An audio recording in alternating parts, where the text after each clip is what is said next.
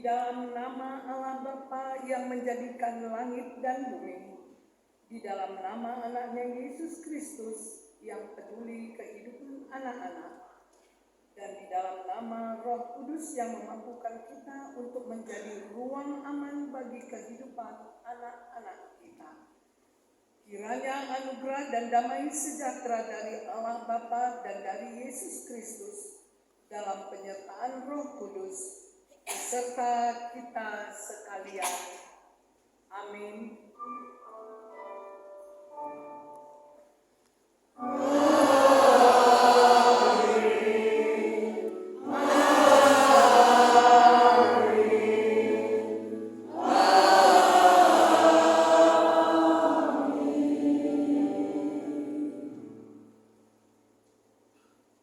Berita tentang perbuatan dan kehendak Tuhan.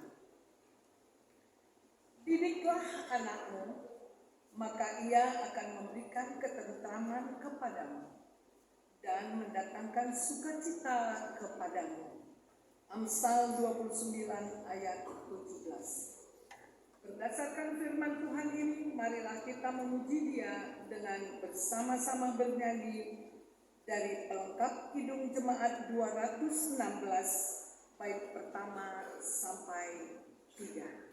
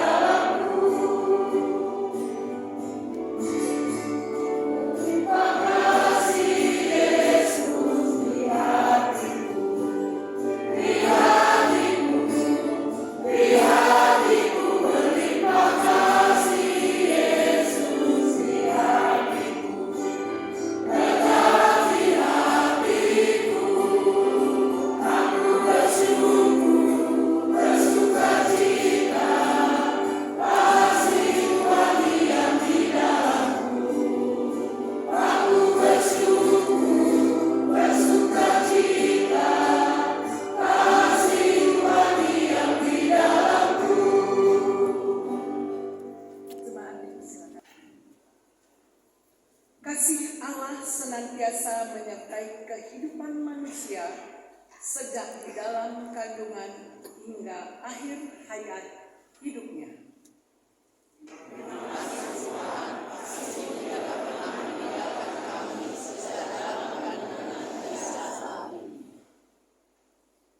Allah memperjumpakan dan memberikan kita anak-anak untuk menjadi pendorong bagi kita dalam bersaksi dan memperlihatkan kasih setia Allah.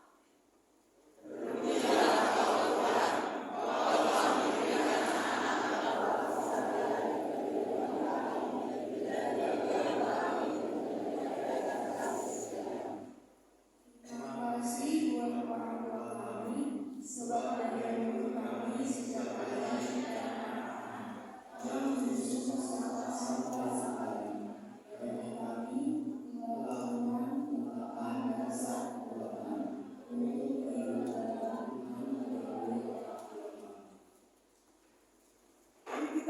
Tuhan dengan bernyanyi Sayang Sayang Aku Sayang Tuhan.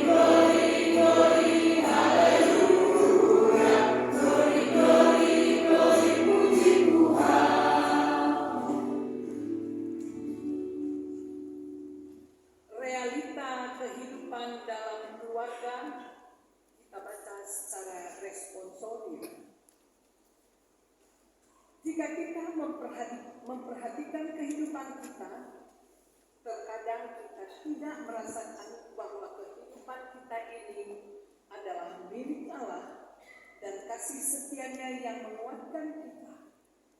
Anak-anak adalah pemberian Allah.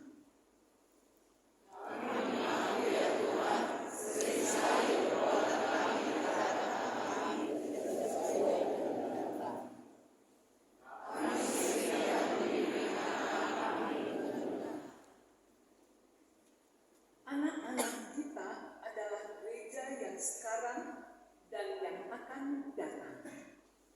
Kami mengaku ya Tuhan, kami telah memberikan pengajaran dan pendidikan anak-anak. Kami sehingga menjadi wawasan bagi anak-anak kami dalam proses kesehatan dunia.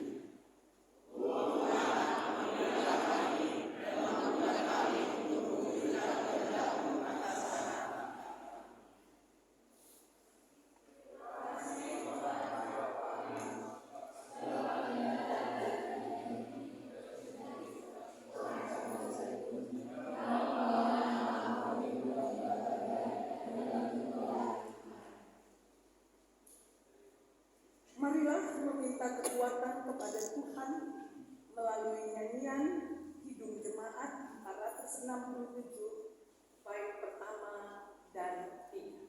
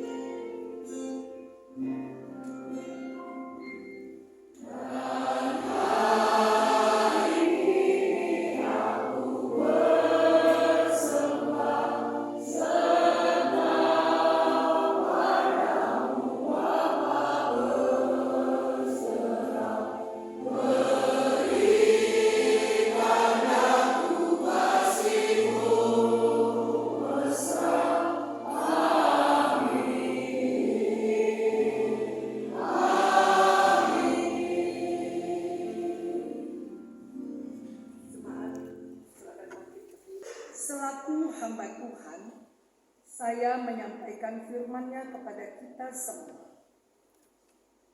Tetapi hendaklah engkau tetap berpegang pada kebenaran yang telah engkau terima dan engkau yakini, dengan selalu mengingat orang yang telah mengajarkannya kepadamu.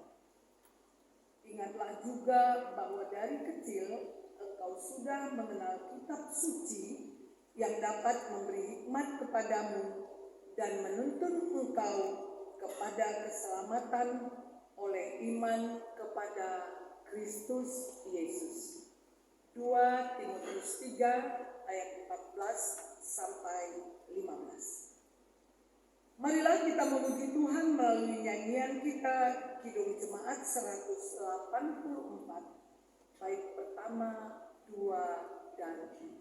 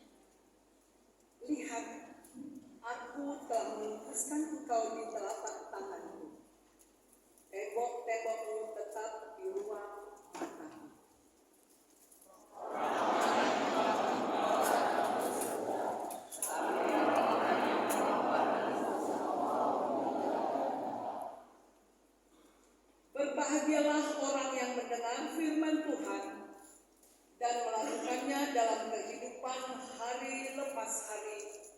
Haleluya.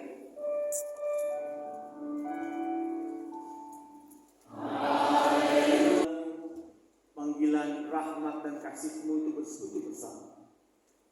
Karena dalam persekutuan bersamamu, kami tidak saja menerima panggilan dan berkat-Mu, tapi juga kami menerima pengampunan, bahkan janji penebusan dari-Mu. Dan kami bertambah bersyukur ya Tuhan karena persekutuan kami secara khusus hari ini bersama anak-anak dan remaja kami. Sehingga kami dapat merasakan bahwa kasih-Mu sesungguhnya juga melalui kehadiran mereka. Dan kuasa-Mu juga tentu melalui pertumbuhan, melalui rencana-rencana mereka bersama-sama kami orang tuanya, kakak-kakaknya, ataupun keluarga besar. Kiranya Tuhan dengan ini semua kami dapat memahami bahwa berkat-Mu untuk anak-anak kami, untuk remaja kami, dan berkat yang telah kami terima sebagai orang dewasa, kiranya juga kami teruskan kepada mereka, dan mereka seperti juga kami menjadi saksi-saksi kasih setia-Mu. Inilah Tuhan doa kami, demikian kami berdoa. Amin. Saudara yang terkasih, untuk tema kita yaitu bahwa anak-anak diberkati, Yesus memberkati anak-anak. Marilah kita membuka Alkitab, yaitu Matius 19 ayat 13 sampai 15. Matius 19 ayat 13 sampai 15. Saya akan membacakan, diberi judul Yesus memberkati anak-anak. Walaupun pada bab 19 kalau kita baca sebelumnya ditulis tentang perceraian, tentu ada kaitannya, walaupun kali ini kita akan mendalami Yesus yang memberkati anak-anak. Saya akan membacakan demikian tertulis. Lalu orang membawa anak-anak kecil kepada Yesus supaya ia meletakkan tangannya atas mereka dan mendoakan mereka. Akan tetapi murid-muridnya memarahi orang-orang itu. Tetapi Yesus berkata, biarkanlah anak-anak itu. Janganlah menghalang-halangi mereka datang kepadaku. Sebab orang-orang yang seperti itulah yang mempunyai kerajaan surga. Lalu ia meletakkan tangannya atas mereka dan kemudian ia berangkat dari situ. Saudara, mungkin ada yang pernah mendengar dulu seorang penyair Libanon, Khalil Gibran. Dia seorang penyair Kristen Libanon. Dia menulis puisi yang terkenal, sering dipampang di mana-mana. Judulnya agak mengejutkan. Anakmu bukanlah anakmu. Begini katanya, saudara. Anakmu bukanlah anakmu, mereka adalah putra-putri kehidupan. Mereka terlahir lewat dirimu, tetapi sesungguhnya tidak berasal darimu. Dan sekalipun mereka bersamamu, katanya, mereka bukan milikmu. Kau boleh memberi mereka cinta, tapi bukan pikiranmu, sebab mereka punya pikiran sendiri. Kau bisa memelihara tubuhnya, tapi bukan jiwanya, sebab jiwa mereka tinggal di masa depan yang tak bisa kau datangi, bahkan dalam mimpimu sekalipun. Kau boleh berusaha menjadi seperti mereka, tapi jangan menjadikan mereka seperti kamu, sebab kehidupan bergerak dan tidak mundur, tidak bersama hari kemarin. Kamu adalah busur yang meluncurkan anak-anakmu sebagai panah hidup. Sebagai orang Kristen, saudara-saudara, Khalil Gibran sebenarnya memperkaya Mazmur 127 ayat 4. Di situ dikatakan begini, seperti anak-anak panah di tangan pahlawan, demikianlah anak-anak pada masa mudanya. Jadi kita hendak sekarang merenungkan anak-anak panah ini. Makanya jangan-jangan Noel Pranginami dengan gitarnya itu 10 tahun lagi jangan-jangan dia udah di Barcelona, main musik flamenco dari Spanyol, konserto di Aranjuez. Pernah dengar lagu ini? Nanti kamu. Atau Ali Bukit juga ya, bermain gitar jazz di Bournemouth City, Amerika. Anak panah mereka. Dan saudara, renungan kita sekarang adalah terhadap anak panah ini yang ada di antara kita. sesungguhnya apa yang terbaik yang kita lakukan? Apa yang terbaik?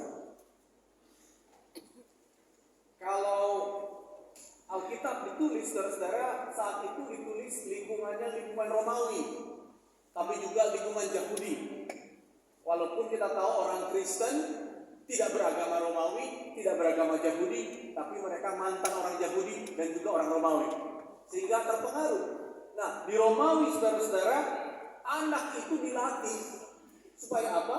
Supaya tangguh, tidak cengeng, boys don't cry, tidak takut sendirian, sehingga mereka dilatih bukan hanya filsafat, hukum Romawi, lex, tidak terkenal sekali, tapi juga mereka dilatih bermain pedang, sebab mereka adalah raw materials, bahan mentah yang perlu diasah setajam pedang. Itu Romawi. Tampaknya Yesus kurang sepakat dengan itu. Yahudi, saudara-saudara, kita tahu Yesus sendiri adalah anak Yahudi, dibawa ke Bait Allah untuk belajar Taurat, dan memang seperti perintah dalam Alkitab Yosua 1 ayat 8, janganlah engkau lupa memperkatakan Taurat dan renungkanlah siang malam kepada anak-anakmu. Makanya kalau orang Yahudi setelah selesai katekisasi, mereka dibawa ke Bait Allah seperti Yesus itu. Tujuannya apa? Tujuannya mereka CD seperti kita di GBKP, tapi cara CD-nya mereka dicelupkan ke kolam menjadi bar mitzvah, perayaan bar mitzvah. Artinya bar mitzvah itu anak Taurat, mereka menjadi anak Taurat. Jadi yang satu Romawi dibayangkan menjadi seorang anak yang tangguh dengan pedang, dengan ilmu. Dan orang Yahudi membayangkan anaknya menjadi seorang anak Taurat yang setia. Kalau saudara-saudara, kenapa orang Yahudi banyak yang jenius-jenius katanya? Dan kaya-kaya? Soros. Karena katanya sejak kecil anaknya itu, bayangkan 2000 tahun lamanya generasi demi generasi dengan Taurat, anaknya dikasih uang untuk menghafal tiap bab Taurat. Jadi bab 1 $1, bab 2 $2 gitu ya. Kitab Musa, kitab Kejadian, sehingga mereka mikirin uang dan otaknya pun encer. Konon itu sebabnya. Namun saudara-saudara, dalam konteks Yesus agak sedikit lain. Jadi dalam konteks Romawi berat sekali tekanan supaya berhasil. Dalam konteks Yahudi kuat sekali dorongan supaya pandai dan mengerti Taurat. Makanya barusan saya pernah melihat di sebuah antrian masuk ujian, ada seorang remaja memakai kaos ini. Mungkin remaja-remaja sini pernah tahu kaos bisa dibeli di Shopee katanya. Tulisannya begini, berhasil atau gagal, aku tetap anakmu kan Bu. Pernah dengar itu ya? Mereka pakai itu. Ya, bagus juga ini. Berhasil atau gagal, aku tetap anakmu kan Pak. Nande, tetap kan anakmu. Jadi memang ada tekanan yang sampai sekarang juga masuk ke kita sejak Romawi. Harus kuat, tajam seperti pedang. Atau Taurat harus pintar, ingatan kuat, cerdas seperti orang Yahudi. Lalu bagaimana Yesus? Apakah Yesus juga ingin agar kita mulai seperti itu kepada anak-anak kita? Orang Toba kan pakai istilah juga, saya atau karo si jujung baringin, betul ya? Yang mengangkat bendera, kaulah anak sulung. Tapi apakah Yesus mulai dengan pressure seperti itu kepada anak-anak? Atau Yesus sebenarnya suka dengan kaos itu? Berhasil atau gagal, aku tetap anakmu kan Bu, kan Pak, begitu. Rupanya Yesus, saudara-saudara, saat itu membawa anak-anak ke tengah-tengah murid-muridnya yang sedang ribut. Kalau dalam bagian lain, anak-anak dibawa ke tengah murid-muridnya ribut tentang siapa yang terbesar. Jadi sebenarnya Yesus ingin menunjukkan anak-anak terlebih dahulu, dan dia menunjukkan anak-anak dan pertama-tama kamu diminta untuk menyambutnya. Sambutlah dulu. Jangan dulu sudah kau bayangkan nanti dia pedangnya tajam, nanti dia otaknya encer. Sambutlah anak-anak itu. Orang bicara yang terbesar kan dia murid-muridnya, tapi anak itu yang penting terlebih dahulu ialah kamu menyambutnya. Saudara, nats kita ditulis setelah renungan Yesus tentang perceraian, bahwa Yesus tidak mendukung perceraian. Rupanya cara menyambut anak yang pertama, ada sesuatu yang kiranya beres dulu ke orang tuanya, janganlah bercerai. Tapi ini kan gak mudah hari-hari ini. Ada satu pertemuan saudara yang menarik sekali di Eropa, yaitu sebuah kelas tentang perceraian. Sudah tahu orang Eropa itu sepertiganya gagal dalam pernikahan. Bahkan mereka punya asuransi perceraian begitu. Jadi kalau nanti bercerai dapat asuransi masing-masing sehingga tidak jatuh miskin. Kan orang katanya orang Indonesia, ini maaf ini analis sosiologi, kalau bercerai perempuan jatuh miskin katanya. Jadi di Eropa diasuransikan. Malah ada asuransi kalau pernikahan pestanya gagal juga diasuransikan. Karena bisa batal kan, tapi sudah pesan gedung dan lain-lain. Tapi itu soal lain. Tapi yang didiskusikan seperti ini. Lalu mereka karena sepertiga bercerai dan mereka mencoba mengatasi dengan berbagai cara asuransi. Lalu di ruang studi itu mereka menjelaskan mengapa di negara lain seperti Indonesia perceraian rendah, orang Kristen terutama tentu saja, dan mengapa di Eropa yang sama-sama Kristen perceraian meningkat. Macam-macam alasannya, antara lain kemandirian pekerjaan, pribadi semakin merasa otonom, begitu ya, pernikahan lebih dianggap sebagai kontrak dan lain-lain. Dan mereka pandai sekali mengusulkan dan menjernihkan mengapa, menjelaskan mengapa. Tapi saudara, kebetulan ini ditulis di sebuah jurnal. Setelah selesai kelas penjelasan itu, rata-rata yang menjelaskan itu matanya berkaca-kaca. Karena mereka mengatakan kami adalah anak-anak dari keluarga yang bercerai. Jadi kami bisa mengerti, kami mencoba mengerti, bahkan saudara-saudara di Eropa ada juga buku bagaimana mengajari anak-anakmu kalau kamu mau bercerai supaya mereka tidak terlalu trauma gitu ya. Sekalipun sudah diupayakan semua, tapi tetap katanya orang-orang yang mencoba menjelaskan itu mereka terluka sebenarnya karena mereka juga datang dari keluarga yang broken home, yang bercerai. Dan kata lain saudara-saudara, apapun peradaban, secanggih apapun alasan, sesulit apapun menjaga perkawinan, perceraian akan melukai. Makanya kita tadi nyanyi lagu, kalau aku melukai anakku, gitu ya, kita akan melukai mereka kalau kita bercerai. Atau anak juga bisa melukai orang tuanya. Dan karena itu kekristenan mendorong perkawinan itu berakhir hanya kalau kematian memisahkan. Dan itu salah satu cara terbaik untuk menyambut anak. Kita menyambut anak dengan mengurangi sebisa mungkin luka yang ada di dalam dirinya agar dia betul-betul bisa disambut. Itu yang pertama, pesan untuk kita. Upayakan janganlah bercerai atau tidak ada bercerai sepanjang pernikahan kita. Lalu ketika anak-anak itu dibawa kepada Yesus, saudara-saudara, yang pertama ialah Yesus, kalau kita baca Markus 10, paralel dari Matius ini, Yesus melihat. Dia tahu anak-anak itu dimarahi murid-muridnya, tapi Yesus melihat.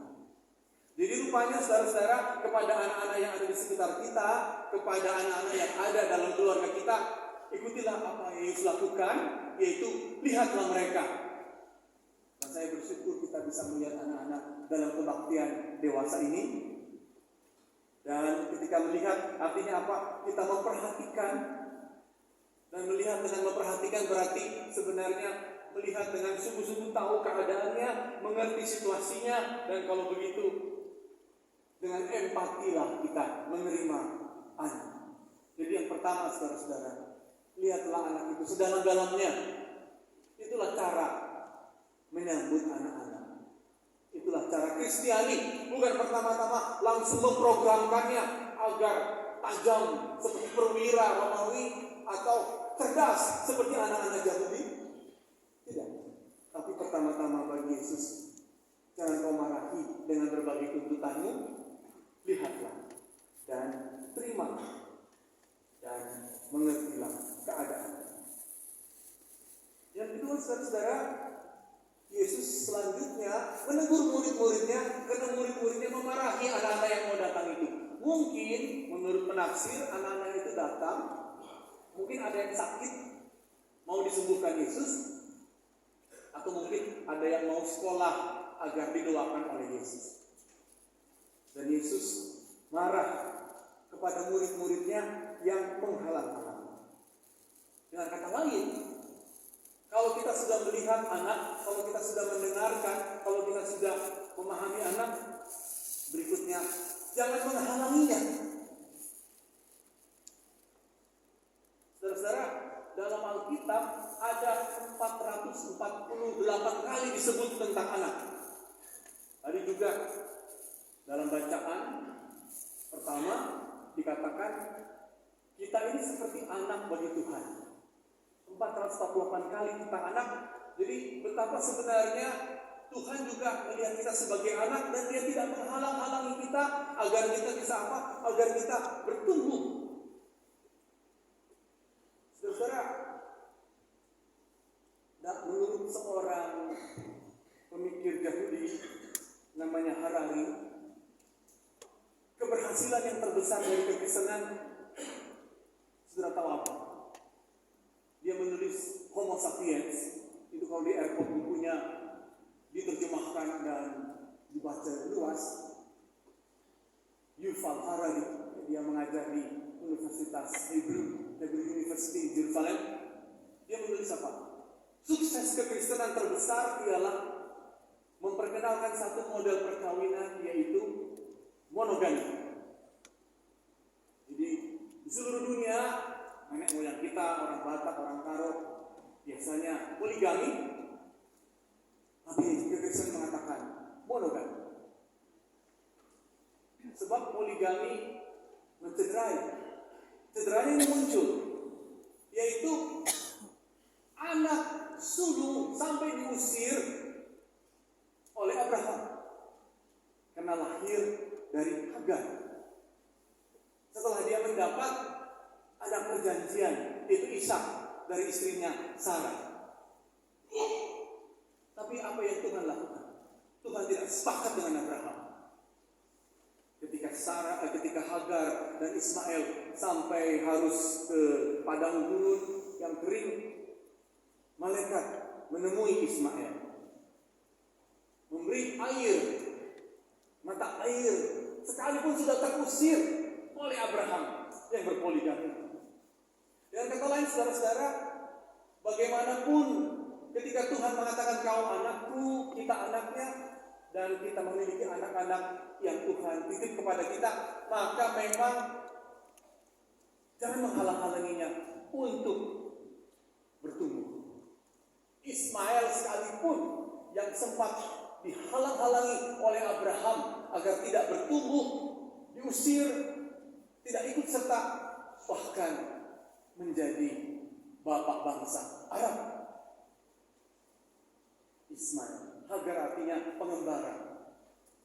Ibunya dikasihi malaikat, dikasihi Tuhan, dan saudara-saudara diberi kesempatan.